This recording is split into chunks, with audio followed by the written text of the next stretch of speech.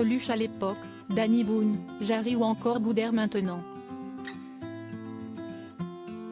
Avoir un nom de scène lorsqu'on est humoriste, si est une pratique ancrée dans les mœurs. Titoff est également un bon exemple de ce phénomène, lui qui ne s'est jamais fait connaître autrement que sous cette appellation. Mais lorsqu'il n'est pas dans son rôle de comédien, il s'appelle Christophe Ginca.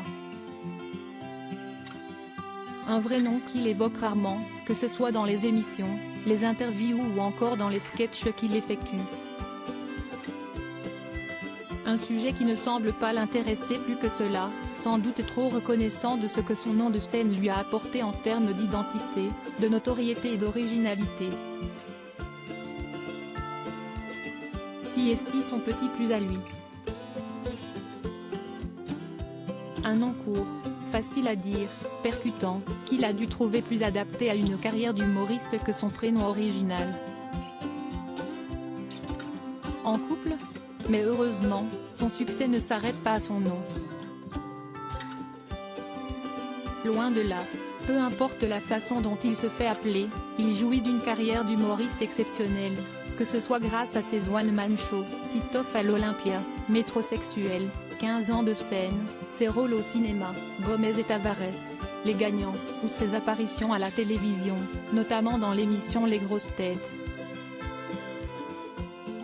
À noter également qu'il n'est pas seulement humoriste puisqu'il a déjà joué dans des films qui ne sont pas considérés comme des comédies, surtout au début de sa carrière. Concernant sa vie privée, il n'en dit jamais trop, comme pour son prénom.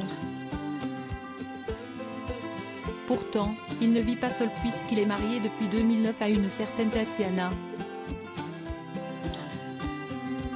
Cette dernière n'est pas du tout exposée médiatiquement, même s'il y a quelques années, sur le plateau de l'émission Danse avec les stars, elle s'était affichée très complice avec Titoff devant des milliers de téléspectateurs.